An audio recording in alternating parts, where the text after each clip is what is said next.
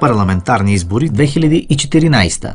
Вие сте с предизборното студио на Радио Русе. Разговарям с Красимир Коев, кандидат за народен представител от Русе от коалиция БСП Лява България. Господин Коев, как ще се представите за нашите слушатели? Кой е Красимир Коев? Здравейте на всички, казвам се Красимир Коев, на 38 години, семеен, щастливо семеен, с едно дете, който се наскоро навърши една година, магистър по право и магистър по национална сигурност. Също така съм и доктор по външна политика и многостепенно управление в Европейския съюз и работя като преподавател и изследовател до настоящия момент в Русенския университет Ангел Кънчев. Защо един млад човек избира да се включи в политиката именно от БСП Лява България? Вие сама го казахте, млад човек, именно такъв се смятам и аз и всеки ден контактувам в моята работа с млади хора и се сблъсквам с техните проблеми. Проблеми, които са много сериозни, но най-вече проблеми свързани с перспективата за тяхното развитие и живота в България. Много често те се обръщат към мен и казват, ами какво да правим сега, ние младите, къде можем да се позиционираме, и най-често, за съжаление, виждат своето бъдеще в страни, които са част от Европейския съюз, но не и България. В такъв случай какво може да предложи коалиция БСП Лява България на младите, а и не само на младите, които искат да останат в България? На първо място, това, което може да се предложи, е именно чрез включване на представителите на гражданското общество, на експерти, на хора, които са запознати с проблематиките на всеки един човек или на група от хора, да може да ги представлява по най-добрия начин в законодателния орган на Република България.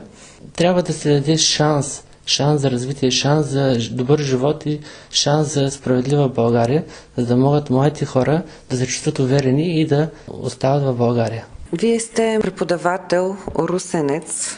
Кои са приоритетите конкретно за Русе, които бихте изпълнявали? Заедно с изпълнението на приоритети от платформата на коалиция БСП Лява България, ние, кандидатите за народни представители от Русенска област, ще работим също така и за изграждане на 4-лентов път между Русе и Велико Търново, построяване на обходен път, извеждане на тежкотоварен трафик от жертвения града, изграждане на Дунавския експоцентър, изграждане на високотехнологичен иновационен парк в партньорство с Русенския университет, но най-вече ще работим за хората да се чувстват представени в така важен за една демокрация орган, който е Народното събрание. И нека да не забравяме, че всеки ден в България, в частност, но като цяло в Европейския съюз, гражданите се сблъскват с един проблем, който се нарича дефицит на демокрация, което означава, че хората не се чувстват представени в институциите, които ги представляват. Ние ще работим за това тези хора да се чувстват представени от нас в тази институция, която е Народното събрание. По време на кампанията имахте възможност да се срещнете с много русенци. Какво конкретно ви питат те? На първо място, хората са много уморени.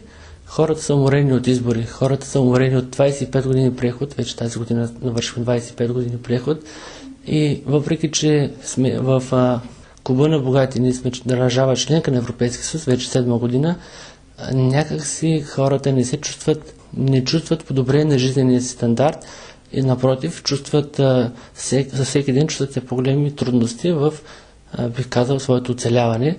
Така че ние ще работим така, че това, че страна членка на Европейския съюз вече 7 години, те да го почувстват реално в тяхното ежедневие. Купуването и продаването на гласове е престъпление.